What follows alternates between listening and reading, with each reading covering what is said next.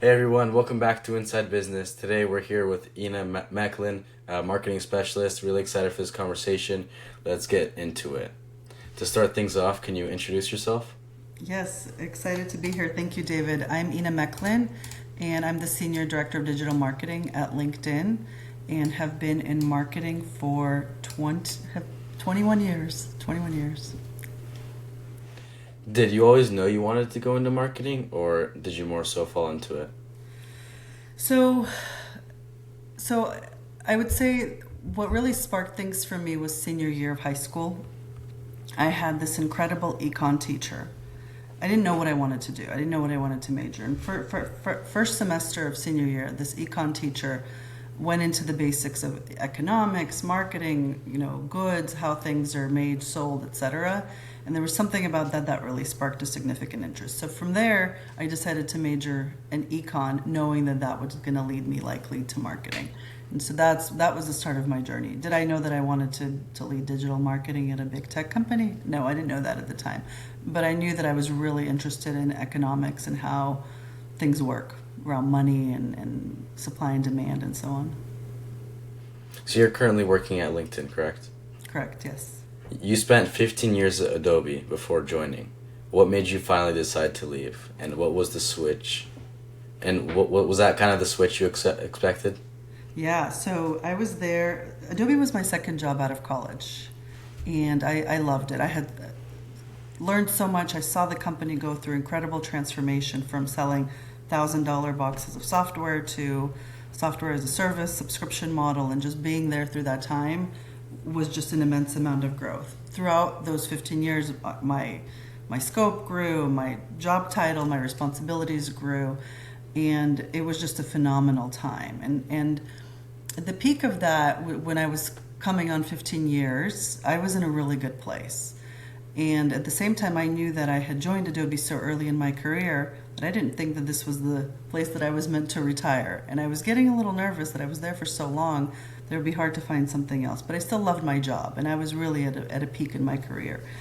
And at that moment, LinkedIn knocked on my door. And so it felt almost serendipitous that here's this really great opportunity to do something different, to go to another big tech company, and to leave at a time when I was in a really good place at Adobe. You don't want to leave a job out of desperation or when things are going really, really poorly. I was at a place where my team was established, things were going really well, and it was the right time to make a move. And so that was the moment in my career where I decided, this is it. I feel really good here, but I'm up and ready for new challenges. So I didn't want to stay anymore because I was already really comfortable, and it was time to push myself and find something new and different. So you worked at Adobe for 13 years. That's pretty incredible. What do you think changed the most about the way you thought about the way you were thinking over that amount of time? Yeah, so you start out earlier in your career really focusing on the job at hand, right? You're managing campaigns, you're managing smaller initiatives, and as you grow, you realize how much how much more you can influence, right? As you grow in title and scope and visibility, you start thinking about bigger opportunities. Who are the customers? What are their problems?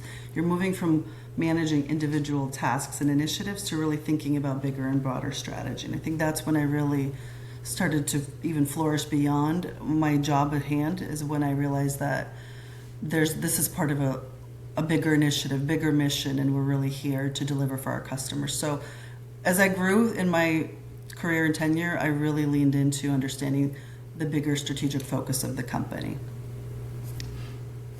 Most companies seem way more focused on getting new customers rather than keeping the ones they have. Why do you think that is, and is it a mistake? Oh, that's a great question. So, acquisition is what we call it, new customer acquisition. That's always like big, sexy, flashy marketing campaigns, the stuff that you see when you walk down the street. You see billboards, you see commercials. That stuff's really fun. You're working hard to bring new customers in. The customer retention side of the house maybe is less flashy, but is so incredibly important, because you can bring a bunch of customers in, but if you have no way to retain them, if they don't see the value in your product, if you don't have great products, or if you're not doing a good job educating them how to use the products, then you're going to have a leaky bucket. That's what we call it in marketing. You have a big funnel on top. You have lots of people coming in, but you have a leaky bucket. So you're having to work that much harder to bring even more people in, but you continue to have a leaky bucket. So acquisition is super important for growth, but retention, customer engagement, usage of the products is really, really important to make sure that we're sustaining a healthy customer base, because you want to have loyal customers who love your product, who are advocates for you, and who kind of really help drive your long-term outcomes. So it's definitely successful companies know how to do both and know how to do both well. So your title right now includes AI search, which feels like the most important part of your job right now. How is AI changing the way people find things online? Yeah, my job, it's a great question. I started my career in search. My first job was at an ad agency. I was a search marketing planner in my early days at an ad agency, which I think was a fantastic experience. Learned all about how to work with customers, customer service, how to set expectations, manage expectations, and learned all about search. And my career has evolved, and I had broader marketing, digital marketing types of responsibilities. In my current job at LinkedIn, I lead web strategy, web testing, and SEO and AI search. And so all equally important and relevant, SEO and AI search has been an absolutely growing priority and growing opportunity because of just how much search is changing. For many, many years, search was all about, you do a search, a company has really good SEO or they have a paid ad, you click, you go to the site, and you make a purchase or whatever decision you need to make based on that experience. But with AI search, the entire game has changed. It's no longer about driving customers to your site. Of course, we would like that, but it is absolutely the most important thing is showing up in the conversations that matter. So it's no longer customers coming into these AI experiences to click and go to a site. They want the answer with what we call zero-click search. People aren't clicking anymore. They're talking to AI, and they're making all of their decisions based on that AI, ChatGPT, Claude, Perplexity conversation. And so for a brand, the biggest opportunity and the biggest potential risk is not showing up in that conversation. If a brand does not show up when a customer asks, like, what are the best tools for XYZ? They're already making their decision and you're not even being considered. And so absolutely, the way people discover information and make decisions and do research has completely changed, and brands absolutely have to be present and change their strategies to adapt. How much do you use AI on like a current day-to-day basis?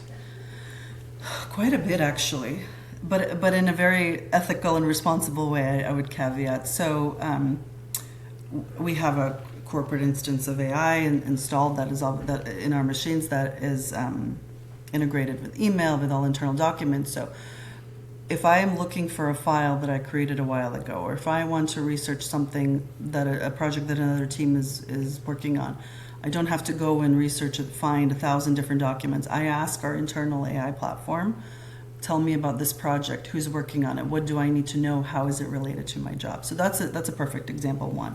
Number two, emails. If I need to write a quick email, summarize a quick email, find an email. AI is in every single step of my day-to-day journey, but it is there to help me be more effective and deliver quicker, stay on top of tasks. It's not there to replace me, and I think that's the key.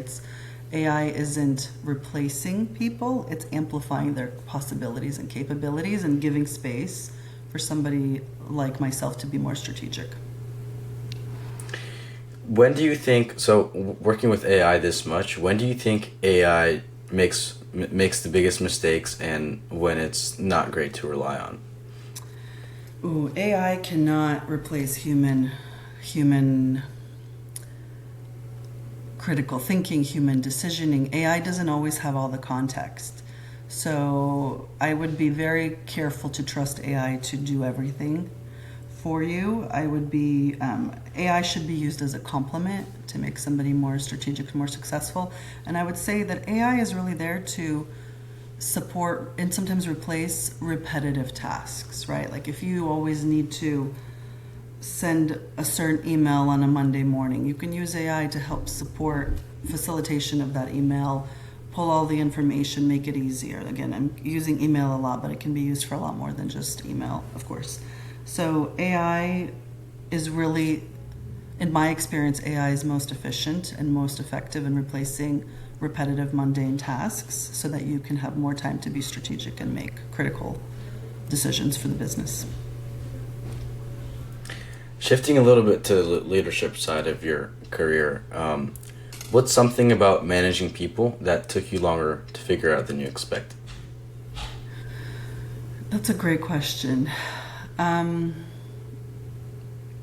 I've I've been fortunate enough to manage people for many years since I was in my 20s. So I was very lucky. The opportunities I was presented, I actually was managing a person in my very first job out of college.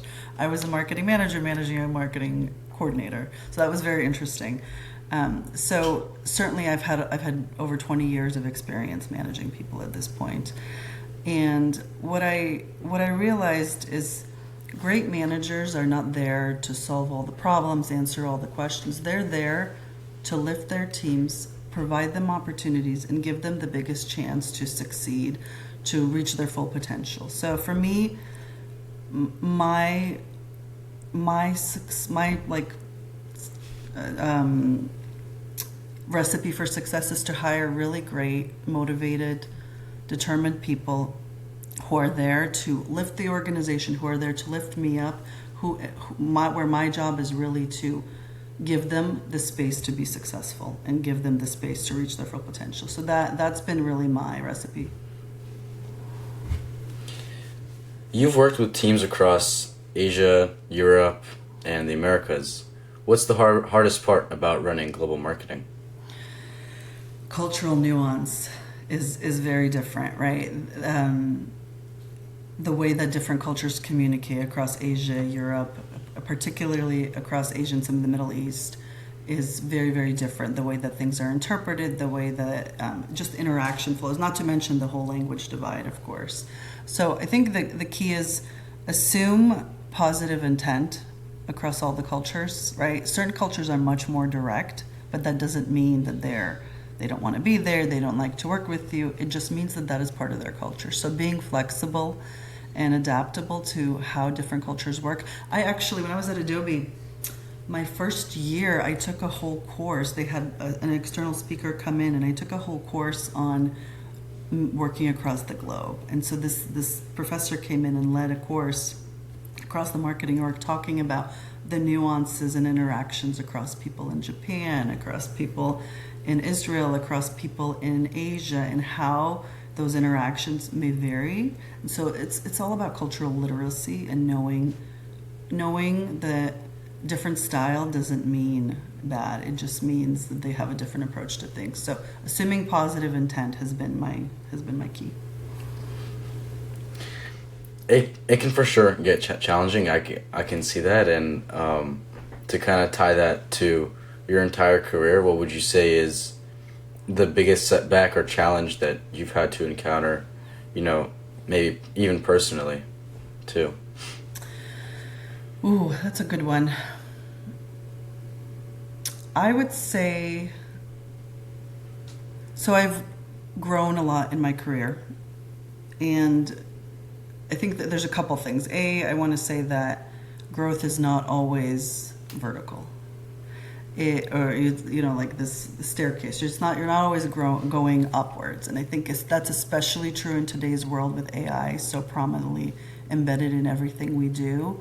Growth is really a jungle gym. You may have to take a lateral move and do something else, and then do something else, and then you start to slowly move up. So I would say one of the things I learned is it's okay to take risks and do something that you may not have expected to do, or go in a direction that you didn't expect, right? Don't always chase the next promotion. Chase the biggest opportunity where you're going to grow. And in terms of what what has been a biggest challenge for me, I would say personally, as I made a lot of moves and I made a lot of kind of changes in my career. I don't know if you've heard of this concept called imposter syndrome. It's very real and it's not talked about enough. Imposter syndrome is this feeling of,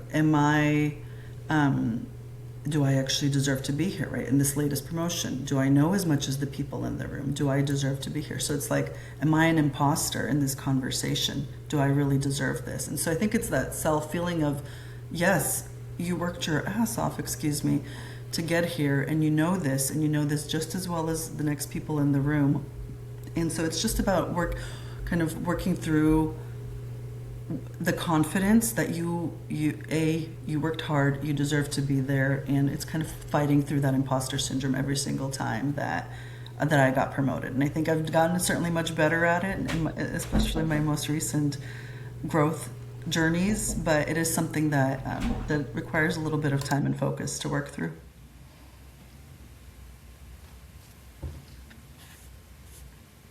Sorry about that. All good.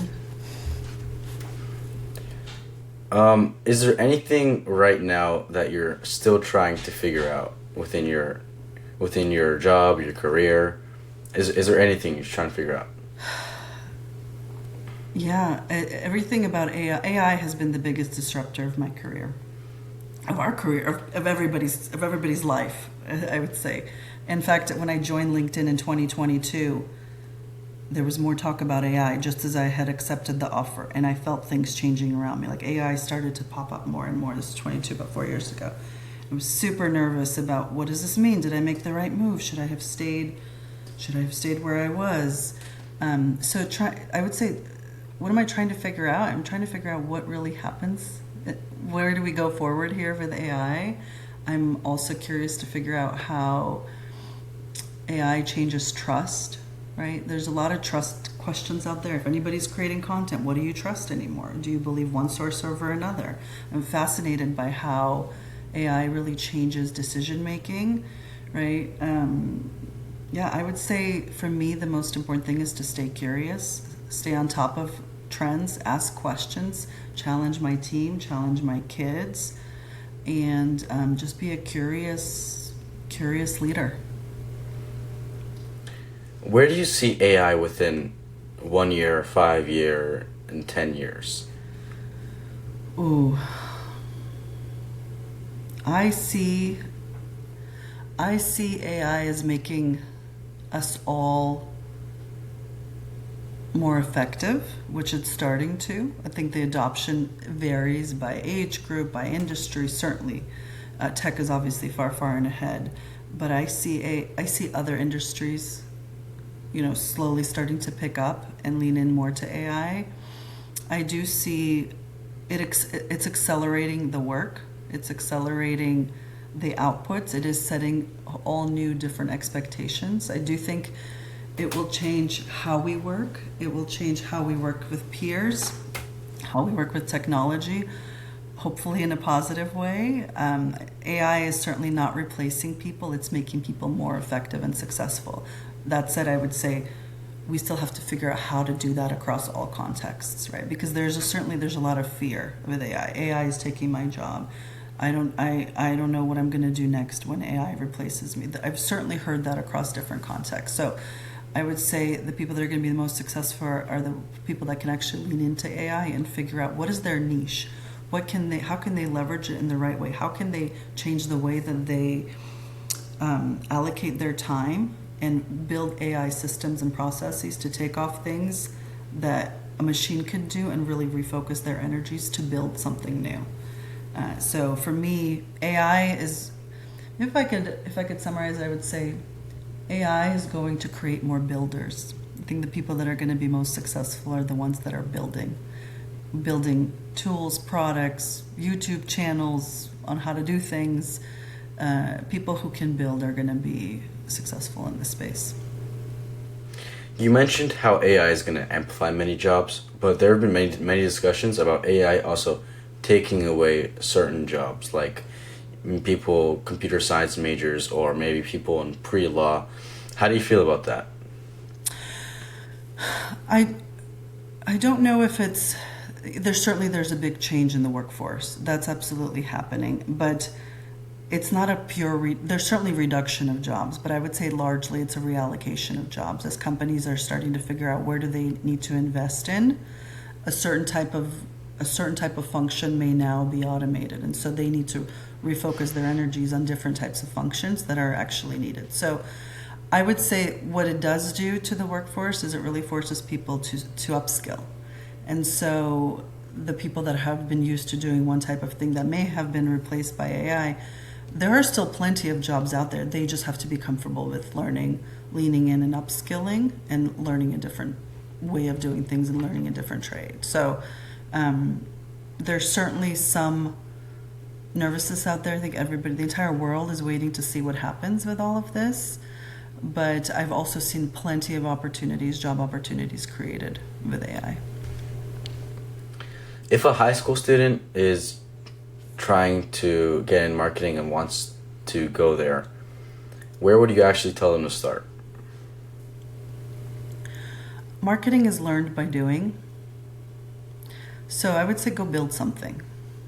Go build a YouTube channel. Go build a newsletter. Find something you're interested and passionate about it and build it. Build something around it or start storytelling around it. Because part of being a good marketer is also knowing how to market yourself. So start to research the industry, see what's happening, and build something. That would be my guidance. So you've grown a lot throughout the years. What would you say is one thing you would have told your younger self to do differently? Ooh. Take more risks. Right? I think I myself especially is conditioned to, okay, you go to college, you have a job, and you work at that job for a long time, and then you get promoted, then you go take another job, and you get more, like, it's a very linear story. I think that's how many people were raised, but technology is changing that. The world of work is changing completely, and I think it's really, really important, especially early in your career, to take risks. Take a job that you would have never thought about in the past. It's okay if it's less money. It's okay if it's less convenient. It's farther from your house, but if it gives you an opportunity to learn, I think that's the most important thing. Is and frankly, don't optimize your entire career around your first job. Optimize it for somebody who's good at taking risks, comfortable with taking risks, and can learn faster. So for me, it's about kind of going back to learn how to build, learn how to adapt, be a learner, be a builder and be a learner. That's what I would have probably told myself. Take more risks, be a builder and be a learner. I could have taken more risks throughout my career.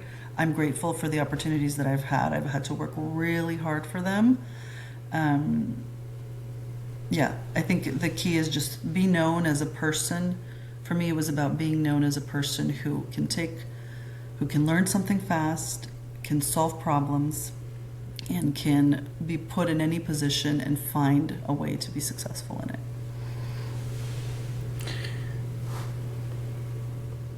What skills do you feel are currently being neglected, or maybe that's not the right word, but are being less shown up within the workforce that you believe should be reinforced upon? Oh, that's such an important question. I would say there's so much focus on technology and AI that we are forgetting in certain cases the human part, the human connection.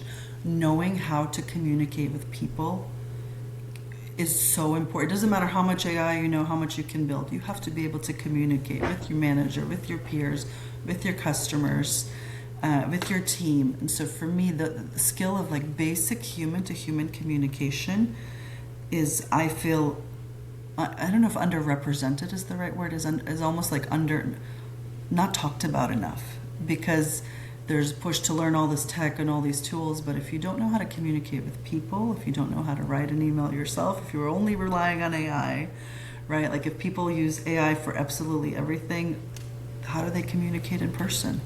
How do they show up? Like for me, I would say one of my what's made me really successful is that I know when I need to show up and how to show up. If I have a meeting, if I have a presentation, if I have a webinar, know where know who your audience is and know how to show up and know how to communicate. And so for me, it's about communication, human to human connection, empathy, all of those skills, basic human skills that cannot be replaced by AI.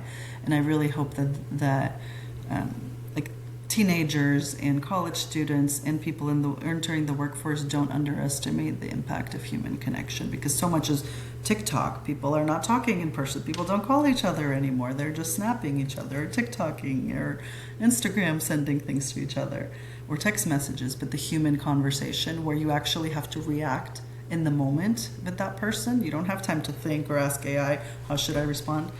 The ability to just genuinely communicate with people, it builds trust, it builds rapport, and it's absolutely the most important thing, in my opinion. What's one piece of advice you'd give to someone in high school or college who wants to build a career in marketing and business that you wish someone had told you earlier? One piece of advice that I wish someone had told me earlier: don't be too comfortable. Don't get too comfortable in any one role. It's easy. It's easy to get comfortable. You sit in a job, you get good reviews, you're kind of like that mid-level or entry level, and you feel good about things, and you're comfortable, and you leave work at 5 p.m., you go hang out with your friends or go to your family, whichever it is. That level of comfort leads to complacency and does not lead to growth. So never be too comfortable. Always challenge yourself. If you get too comfortable, move on, because you are only hurting yourself. So it's like, it's really pushing yourself to be uncomfortable. I'm always pushing myself to be uncomfortable, as hard as it is sometimes, because sometimes you just kind of want to crawl in your box and stick to what you know. You are not learning. And so the people that will be successful, the most successful, are the people that are able to learn quickly, that are able to adapt quickly, and that are never too comfortable in their roles. Last question I wanted to ask. I should have asked it earlier, but how is your work-life balance? I think that's a very important concept today. Many different jobs, so people are working maybe 100-hour weeks, and people wonder, how are you managing that, And I think even for me, I take into consideration for work-life balance. I think that's really important, and I want to see from your perspective how that was now and how it also was before. Yeah, and there are definitely peaks and valleys to that. Like sometimes you have to work more, sometimes you have to work. Sometimes things are stable. It depends on what's the fire drill of the quarter. And I think different jobs too. Like if you're in accounting, you have tax deadlines and things like that are like, okay, this person is not going to be home for 5 weeks because April 15th is approaching, right? So it certainly varies by discipline. I would say for me, earlier, before I had kids in my career, before I got married, before I had kids, I worked a lot, and I loved to work. I just was on all the time. I would come home, I would turn it. I just really liked my job. I was at an ad agency, and I just really liked to be successful. I liked to be on top of stuff. I didn't like to have any unread emails. I was working all the time. Over time, what that creates is a lack of boundaries.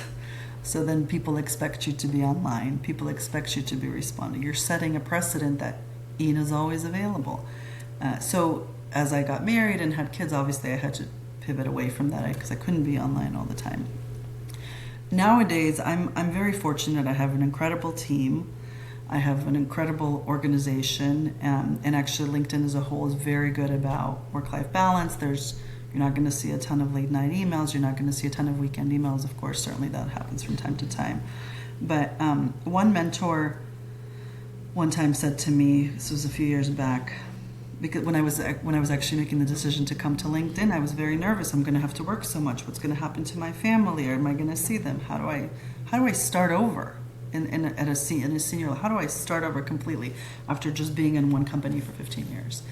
And she said to me, work smarter, not harder. figure out how to work smarter, not harder. What that means is you don't have to work more. It's about how do you really prioritize your time? How do you lean on the people around you? How do you set boundaries, right? So all of that is about working smarter. There could be 50 things I have to do, but I'm not going to do all 50. I'm going to prioritize the ones that are the biggest impact for my team, for my company, for my organization. And then those other things are going to have to fall below the line because I'm not going to burn myself working till 11, 12 at night or even 9 p.m. for that matter. So work harder, work smarter, not harder would be my takeaway. And for the most part, work is always on my mind, sure, sometimes, but I'm still locked in with my family when the time is to be with them, and I'm at work when I need to be at work. So I think it's possible, but it ebbs and flows throughout the career. Thank you so much. That wraps it up. Yeah. Thank you so much, David. Bye.